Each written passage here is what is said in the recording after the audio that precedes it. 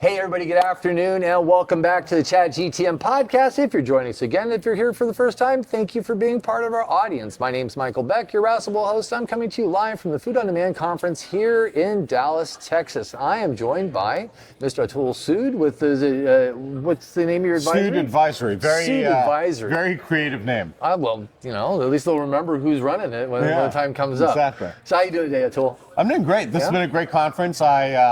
I've been involved here since day one. What do you mean? I was on the advisory committee for the second, third, and fourth conferences. Oh, so you go way back. So I go way back. I've been to every conference. I will tell you a bit about my background, but I was depressed for a year after my last company, Kitchen United, failed. So I skipped that conference. I was in no mood to be social. Yeah. But other than that, I've been here 8 of the 9 years. Sidebar here, because you just mentioned that, and I had something similar when we sold our company, Restaurant Magic, to Par. Yep. I stayed on for a little while, as one does, and then afterwards, I was kind of depressed for a while because I lost my identity. Yeah. I was Michael Beck from Restaurant Magic. Totally. And now I'm like, I don't know, what am I now? What am I doing? Oh, it took me a trip to India, 3 hours of pickleball a day. With the Maharishi. Exactly. And it took me a while, right? Like that hangover was a bad one. It is. I had spent 7 years of my 40s at Kitchen United. We'd raised a lot of money. I was the face of the company, first employee in, last employee out, and it was tough. So I took the time to heal, and I really encourage people who've had failures, even people who've had successes, right? Like take a little bit of time to yourself. You don't get that opportunity often. People don't take the foot off the gas that often. And it can be really a way to ground yourself in who you are outside of what your profession is. I think that applies to anything, like a deep relationship you had that ended. You don't just go out and get another one. You got to get back to you for a minute, right? Totally. Well, it's the smart thing anyways, although you can go out and have fun while you're trying to figure out who you are. Definitely after a relationship. Yes, a lot of fun. Anyway, so Atul, why here? Why this show? Why did you start way back when with them? What drew you to this community, this group of professionals? Yeah. What's your affinity? First of all, I led my entry into the restaurant industry is I led global delivery for McDonald's for a couple of years. Oh, okay. And that was way back in 2015. DoorDash was just a handful of guys delivering food themselves. Who knew? Postmates was out of the gate. Yeah. Grubhub was the leader. And I got really embedded in the world of delivery back in 2015 to 2017. Then helped start Kitchen United, which was a ghost kitchen company based out of Pasadena. That had a lot to do with delivery. So I've been involved and evolving with this world of delivery. Now represent a company called Matternet, which is in drone delivery for terrestrial or air? Is it driving around or flying? Okay. Air. Okay. Been involved in delivery for 12 years. And when Food on Demand came on the circuit, I became friends with Tom Kaiser and Nick Upton, now friends with Jared Pfeiffer and Bernadette Heyer. And it was on point, right? Delivery was just emerging. There was a lot of talk about what would be next, whether it would be land drones, whether it would be autonomous vehicles. Yeah. And I found this conference to always have a nice, intimate feel. I have a lot of friends here. Not too big. It's not too big, and it's not a CEO conference, right? We don't have C-level people. We have the people who do the work, and that's been a great set of relationships to build. The vendors who are here, I find very targeted, very scrappy. They don't charge as much as some of the other conferences do, so it's much more accessible to vendors. And I find it to be a good environment. The ethos of the group at Franchise Times and Food on Demand is very operator friendly and vendor supportive. A lot of their editorial, you should read Food on Demand if you don't. A lot of their editorial is just informative without being too investigative or critical. So like the content that they produce as well. So something engaging and not, it tells you what you need to know, but it doesn't go too deep into it in a hard way. In a hard way, yeah. And then you can follow up with the company or the brand and learn more. Okay. And so let's talk about your advisory and who you help and what you do. Well, I was surprised to find out we do some of the same stuff, right? And when we're out there looking at people we can help, Yeah. right? We're usually, I call us tech talent scouts in some ways, right? Who's got the chops? Where's the hockey puck going? Yeah. Are they going to be there? How can they lead beyond that? How do you look at companies you want to help, and what kind of companies do you help? So I help a range of companies. Got 7 clients right now, likely to add a couple. And what I really look at myself as is a VC without money. So I Sweat definitely investor. Yeah, sweat investor. I definitely don't have money to invest. Some of Angel without wings. my yes, exactly. But I have time and I have a network and I have a lot of good friends. I have a great community, and That's worth a lot. It is. It is. I hope it translates into that. But I apply my time to companies I believe in. I represent them in their go-to-market strategy. I help them craft their B2B pitch. I help them do PR. Sometimes I help with fundraising. And I really apply my time to helping companies I believe in that are generally early to mid-stage. So post-seed, Series A, rarely Series B, get in front of the right target prospects in a way that is informal and not salesy. I'm not a sales guy, right? I am a business developer to my core. And I make that distinction because if you want somebody to close a deal at the end of the month or the end of the quarter and do the used car salesman thing, I'm not your guy. Right. I'm not quota driven. I'm much more relationship driven. The person and the relationship matter more to me than the deal. And if the deal takes 6 to 9 months to evolve, then so be it. And restaurant buying cycles, we all know, are slow. Very slow. I get my clients in front of their prospects. I facilitate those meetings, help shepherd the deal to a close, help expand the account once it's closed, make sure my contact, the buyer, has a good experience with the seller. And then I've led a company from first employee to Series C. We raised over $100 million. I understand board management. I understand PR management. I understand personnel management. And I understand a lot of the pitfalls that you can go through as a founding CEO of a company. And I help my clients avoid some of those traps. I think raising money, for example, is a big trap. Careful who you take money from is the big one, right? Careful who you take money from. Careful how much you take. Yeah. Right. There's. I actually think the best business is a business that is bootstrapped and maybe $500,000 of friends and family money, and then you ride that through the sunset. Build a healthy $10 million top line business, throwing off $2-3 million in cash. What more do you want? Yeah, if you can't make money and somewhere along the way, you have to question if your model's even going to work. Yeah, right. Exactly. Yeah, throw more money behind it. We'll figure out. Yeah, you got to figure out the beginning part. Yeah, this whole be Amazon or be OpenAI. Like, sure, there are going to be those multi-deca unicorns or trillion-dollar companies, but if you're ready to build one, great, go ahead and build one. Right. If you're not, then keep your expectations under control, and you can still be very successful. Because what is success, right? Like, you want to wake up every day, you want to be content, you want to be with your friends and family, and whether you have 150 million in the bank or 1.5 million, you can be happy. As long as you're not in the red the entire time. Exactly. Right. So you have a family of 7 clients right now that you're working with. Yep. Can you share me who they are, or the ones that aren't on NDA you can't talk about? No, everybody's public. So I'm excited about all of them. So in no particular order, the first one I had is Brame. Brame.io is a gamification company for restaurant engagement based out of Switzerland. They make little games like spin the wheel or drop fries in a bucket.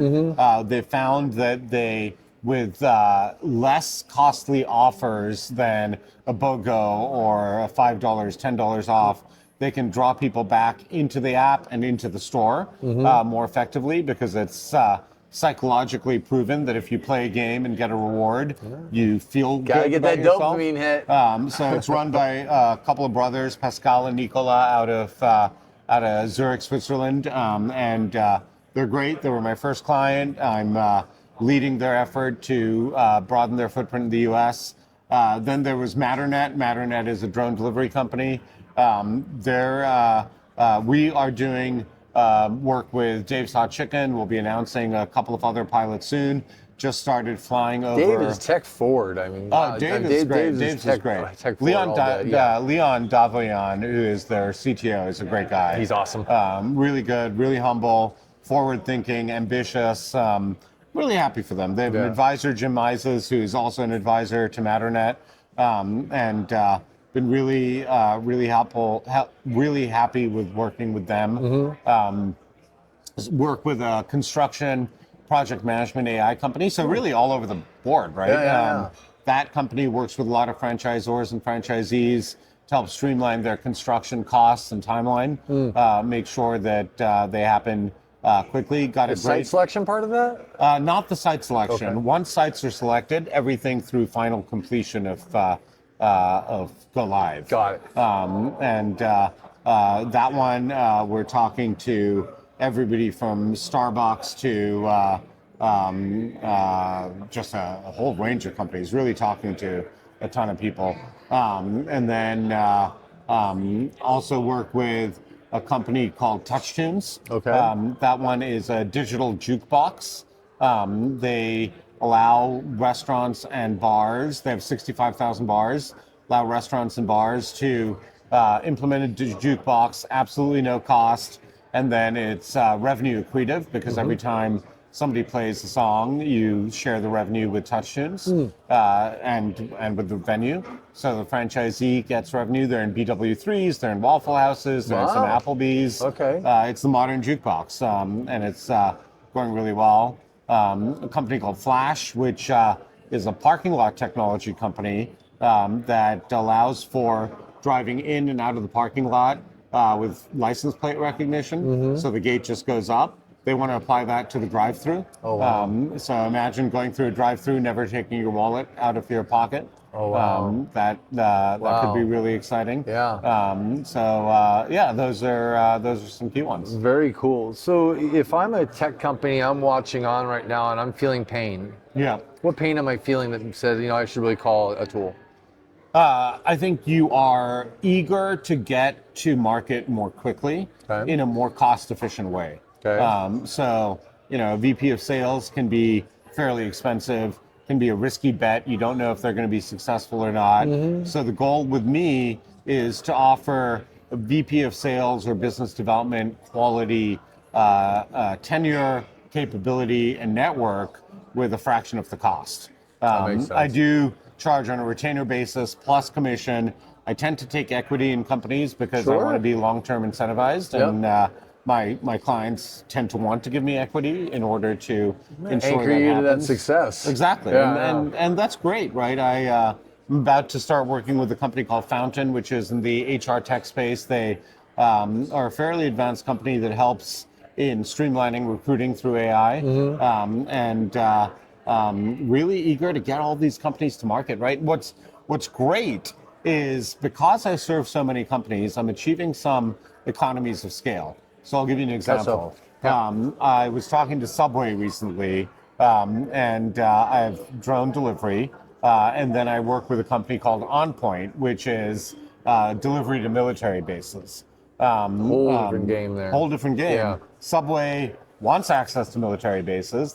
Nobody can deliver to military bases right now because of badge access, and mapping a military base is not possible. So with OnPoint, we can do that. We have our proprietary mapping technology.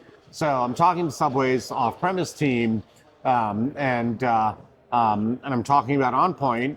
And then at the end of the call, I say, by the way, have you thought about drone delivery? And so I can sell and represent multiple clients to the same buyer. Complementary portfolio of products that don't compete. Yep. So it's efficient for me, and more importantly, it's efficient for the buyer. They can have, there's another example with a brand I can't name, where I'm talking about Shackleton.ai, the construction management platform, and I'm talking about drone delivery. So that's really convenient. It's a new way of selling. It's a new way of buying. I truly believe, and I think you're on the same page with me here, that fractional work is the future of work. I think so. I don't think in the future, most people, definitely not in sales, probably not in HR, finance, even in operations or in technology, I don't think people will have full-time jobs. No, I don't. I'm inclined to agree. I think junior reps will have, like the guys that are grinding it all day, the BDRs, the SDRs, the appointment setters. That's a different discipline, right? In fact, sometimes we get confused for that, going, "Hey, go book me a bunch of appointments." Like, by the way, that's not what we're doing here. Do you believe in BDRs and SDRs? I never had one. Okay. I never had the benefit of one in my sales career. It was always, I'm going to go find my lead. I'm going to go call my lead. I'm going to book my appointment with my lead. I own my entire sales cycle, but I was always really successful that way. But I also don't believe in sales engineers. Right. Interesting. I mean, a highly complex product and maybe a boardroom environment or a lab kind of environment. Yeah. But to sell, it grated me. I was selling back office at the time, and the whole thing was, it's so easy to use. Now let me get this guy who knows how to use it to show you. Right. You're already sending a mixed message. Yeah. It's very complex, so I can't do it myself, but I'm expecting you to believe you can do it yourself. So I think that a sales rep needs to own that product. Yeah. They need to be dangerous with it enough to at least to be able to do a hallway demo, maybe not the deep one, like the deep dives and an RFP process, and now show us how it does this line and check through that. That's a sales engineer to me. But I don't think a salesperson should go, here's your sales engineer, and you guys are going to go out and sell together. Yeah. That's resources you don't need. That guy can just learn how to use the thing and be smart enough to set the hook. And then once they're engaged, then they bring in the subject matter expert, the SMEs, and they can walk through all that stuff. But I think it's lazy work. I think we set people up to atrophy. Like, how are you going to learn your product and love it unless you actually mess with it and sometimes break it and call me and say, hey, how'd that happen? Right? Same thing with setting your appointments and meetings. Like, okay. Well, one, I don't cherish that lead because somebody handed it to me. I didn't work for every inch of it, and I don't know them or care about them because they just got handed to me, right? Exactly. It's like going into surgery and going, here's your patient, but we're not going to give you a chart, and I didn't want you to go to med school first. Just go work on them. I don't believe in BDRs and SDRs because I think today, obviously relationships mean a lot. And long-term relationships stand for something, but also, email drip campaigns, cold calls, you get so much of that shit That's now. a lot, You just don't want it. So there's definitely a better way than that. There is. There is. It's like, I don't know the last time you tried cleaning out your LinkedIn email box. Yeah. It's just crap. I actually keep on top of my LinkedIn. Oh, really? One of the things I do that I think is unusual, and I did it even when I was at McDonald's and getting inundated with email or with LinkedIn mails, is I respond to everyone, and if they want to set up a call, I will set up a call. And oftentimes, that's actually gotten me a client. Right. Because I've said, look, this isn't the way to do things, right? Leverage a network. Yeah. But oftentimes, look, you keep your pulse on the future of what's happening. Sure. So I take the time to do that, and it is a lot of time. Well, there's a lot of bots that are sending messages now. And so that you can tell. Yeah. That you can tell. Yeah. So I don't respond to the bots. Yeah. If somebody had an AI that would clean out my LinkedIn saying, here are meaningful conversations you should talk to. Right. And they'll go ahead and respond. Or do you want me to respond to that? I think that would be a smart tool to have out there. Because there's just so much crap. It's pretty evident when it's a bot. It is. Or written by I looked AI. up your company. I really admire what you're doing in the blah, blah, blah space. Exactly. Okay, M-dash. Yeah, it's bad. Yeah. Sales has changed. I believe firmly that cold calling will never go away. Okay. I hope it does. It's grindy. Yeah. But I'll give you a good example. A client of ours, Nomad Go. Okay. Their chief product officer, the guy who invented the thing, which Nomad is a LiDAR-based phone solution that you can wave in front of inventory location, counts everything there, counts everything behind it, because it knows the depth, and it'll make some AI assumptions of what's on that shelf, right? Okay. And so this kid had an idea, and he was a kid. I think he was like between 20 and 22 years old. He's a grad student, and he really thought Starbucks could benefit from his tech. Okay. He called the chief innovation officer of Starbucks repeatedly, and the guy told him to pound sand for a year and a half. And then finally goes, listen, if you will stop calling me, I will meet with you. Wow. And now they're rolling out to 11,000 Starbucks. Good hustle. Good for him. So I want to meet this guy. I think, is he an adult now, or is he still a kid? He's definitely adult. He's definitely adult. Jonah Friedel. Okay. I tell people the story about him all the time because I go, that is proof that cold calling does work. Yeah. It's a time suck. Yeah. But I think if you have, like, say, whoever your dream list of prospects, those are the people you cold call. Okay. Not the let me call the whole NRA list, right? Right. But you should be my client. You don't know that yet? Yeah. That should be a call every 2 weeks. Yeah. Hey, and then they say don't call me for 3 months. I'll call them in 2 months, because if I call them in 3 months, you're going to come in right the moment when I wasn't gonna. Right. Well, you missed it. I was sensitive to it in that moment, and I just picked up, because people are going to answer when their hair's on fire. Right. You can solve this? Okay, now we can talk, right? Yep. So if it's frequency. I agree, but I'm also of the opinion that you need to let buyers buy and not be forcefully selling. No, that's just dickish. It's like, leave me alone. We've already said what you need to say. So there's pacing that has to happen. Pacing. Right? Yeah, absolutely. But or you provide value. Or the other thing I was thinking, now with AI and like people. Several years ago, everybody was sending Danny Meyer's book to everybody. Right. Hey, I thought you'd love this book. Yeah. Write your own book. Yeah. Here's my CEO's You should book. write a book, dude. Well, you should, but let's collaborate. okay, we can do that. Sales by Atul and Beck. Yeah. I think it'd be far more compelling that if the CEO of a big company or a tech company that's selling a product, that CEO wrote a book on the thesis of why they solved this thing, and send that to an executive. Yeah. Oh, I'd like to talk to you about what you're doing there. I think that's an interesting approach. That is. But pattern interruption to me is the best way to go. Yeah. If everybody's doing this, don't do that. Yeah. I remember an example when I was in my second job. It was a company called Trilogy, still best alumni network I've ever been part of. We were running something we called Battle Royale, and it was the big companies against the upstarts. It was Battle Royale. The logo design was boxing gloves, punching each other, with the Fortune 500 against the startups. Oh. And my target was home builders. I was doing something called build.com, and we needed to get home builder CEOs at the conference. And instead of sending a note or cold calling or anything like that, I sent their secretaries boxing gloves. Bulky mail. Yeah, big red boxing gloves. And on it, I had our logo and the Battle Royale logo. And I'd call the secretaries the next week and be like, hey, I'm the guy who sent you. And they're like, you're that guy. So-and-so CEO has been punching me all week long.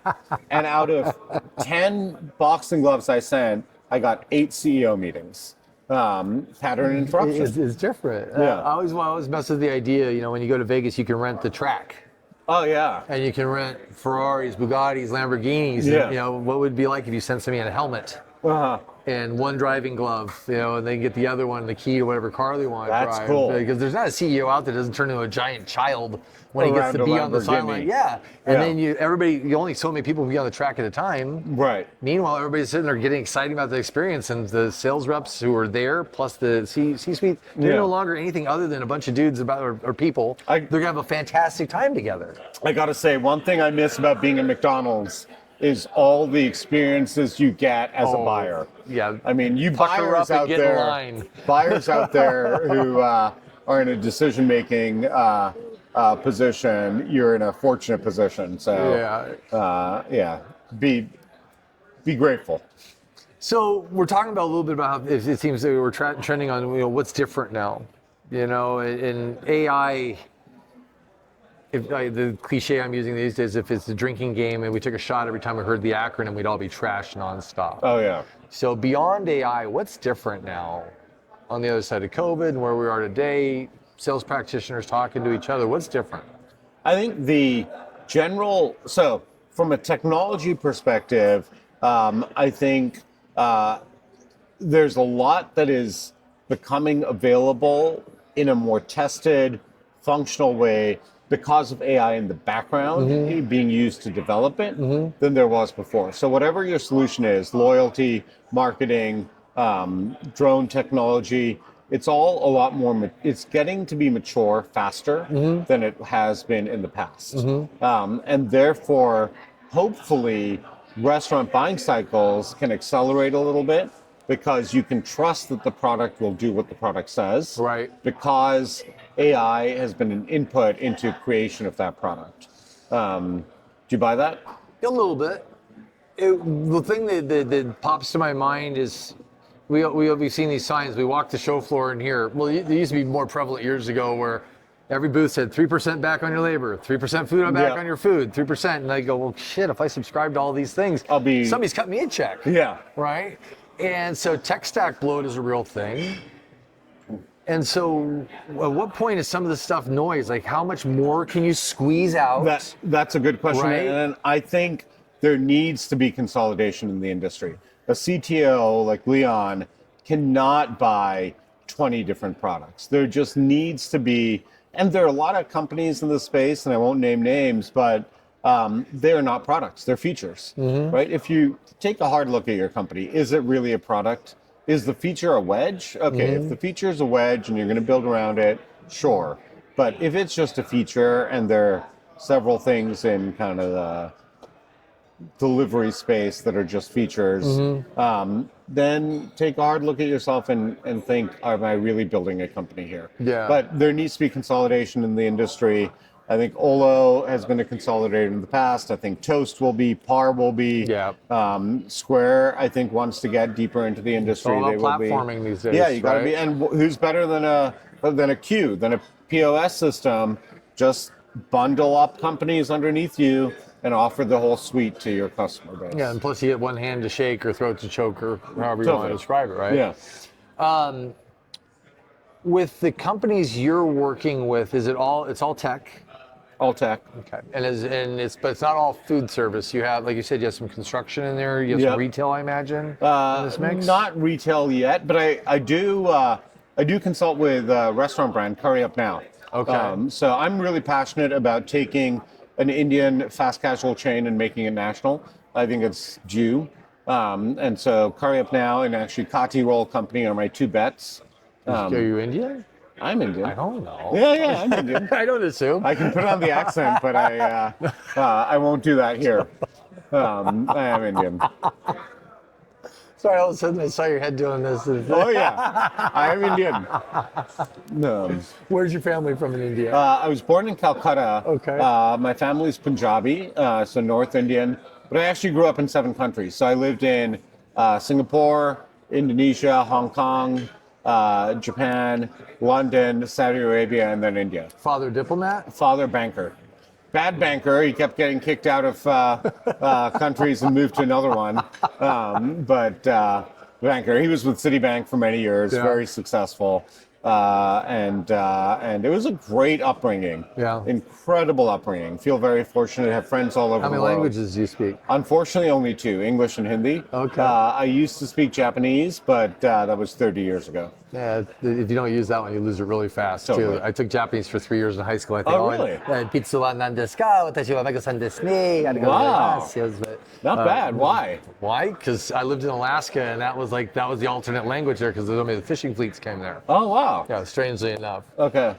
So because the thing that draws me to different business people isn't they have a great network, right? But how do you develop relationships? How do you foster that? What's your value when you look at people going, like for me, when I walk in the room, I do a couple of things automatically. I qualify.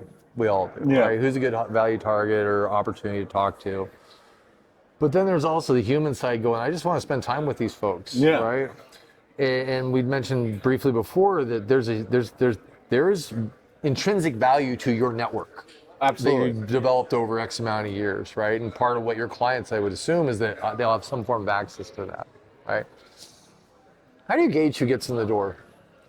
Great question. So first of all, I fall in love with people immediately. Yeah.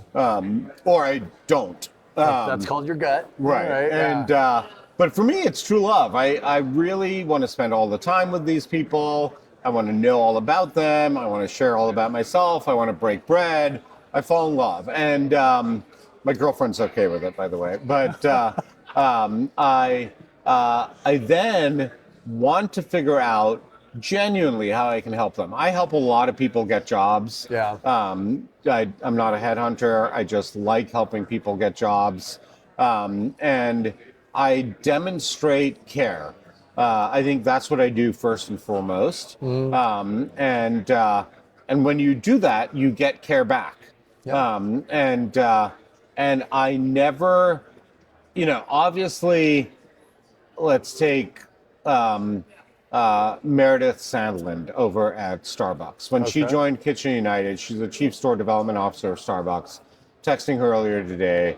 When she joined Kitchen United as CEO, I fell in love with her. I helped bring her in. Now she's a very valuable asset for me. She's a decision maker at the largest coffee shop in the world. Yep. And I will pitch her things from time to time. If she says no, she'll generally say yes to hearing conversation, the yeah, pitch. yeah. The conversation, right? She'll absolutely do a favor. Well, I also for a imagine friend. you don't cash that chip in every week. I also don't Right? cash It's that very chip in every deliberate week. when you call her. But if she says, thank you, great conversation, no opportunity right now, I'm not going to press it. No. If she says I'm busy for the next 30 days, I'm not going to press it. Yep. Right? You respect other people, you respect their time, you respect their schedule. But why am I pitching these products? Because I genuinely believe they can be impactful to the buyer. So that's the other thing as a fractional sales guy you need to be careful about. You've got to, it's your reputation, man, at the end of the day. You've got to really believe in these products and these people. I will only work with people I love. Well, I imagine you don't support any competing products either. No, I you don't. can only have one of any given You can, category that you can you rep. pick your winner. No, okay. Yeah. Well, I know we got to land the plane here in a second, Okay. and we got a show to get back to for you too. Yeah. For people that are interested, they heard something that sparked them. Companies that saying, I could really use that. What's the best way to get a hold of you? I'm a LinkedIn junkie. My name, Atul Sood on LinkedIn. I am highly responsive, potentially. He answers all of it, he just said. I do. I'm highly responsive. If I'm awake, I'm on my phone. My girlfriend does not appreciate that. But if I'm awake, I'm on my phone. And I wake up really early in the morning. I wake up at 3:30, 4 o'clock. Atomic habits. Yeah. I nap every afternoon. Nap time is next. Please get in touch. Whether or not you're somebody who has something that you want to bring to market, if you're somebody who's looking for a job, if you're somebody who wants to go fractional and doesn't quite know how, or if you just want to shoot the shit. Sounds like you're down to mentor too. Sure. Yeah, I love that. I love it. Very cool tool. Do you have a website? I do not. I should. LinkedIn is the website. LinkedIn is the website. I should probably get Claude to build me a website, but nah. You can literally do it in a second. You can do it in Gamma, do a prompt, and upload. You have a website in 5 seconds. Websites are getting kind of silly. Yeah, I don't know. If you got business, you're doing fine, right? So if it ain't broke, don't fix it. This has been fun. Boom. Everybody, this has been Atul Sood. If you have any questions, you know where to find him. I love conversations like this. So this is more of a peer conversation. Two guys that do some of the similar stuff, just talking shop. I love when we have these moments where we can spend time together and see how similar we are. Because it's amazing. We are more the same than different in almost every case. We are, and what's been great about this conversation, Michael and I have never really talked one-on-one before. No. So this is our introduction to each other as well. This is unscripted. Yeah, exactly. So for more awesome, raw, unscripted content, stay tuned to the Chat GTM podcast. Thanks for staying tuned and being part of our community. And as always, random acts of kindness. Make sure you sprinkle that stuff everywhere. Just like Atul spent time with me today. It made my day better. I sure made his day a little bit better It too. did indeed. You never know whose day you're going to improve. So thank you for that. And we'll see you guys in the next one. Take care.